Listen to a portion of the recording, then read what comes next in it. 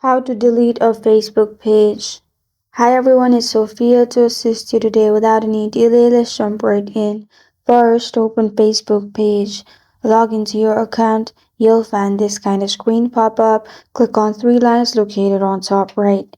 Then you'll find this kind of screen pop up. Click on search button or simply click on settings directly. After you do that, you'll find this kind of screen pop up in settings.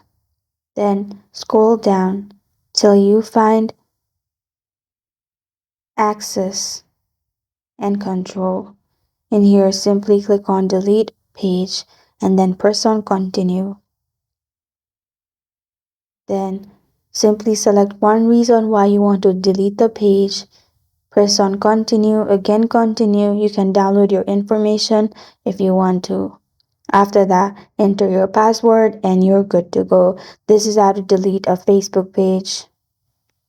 Thank you for joining me today. If this video helps you out, please leave a like and subscribe for more. Got a question or want to suggest a topic, comment below.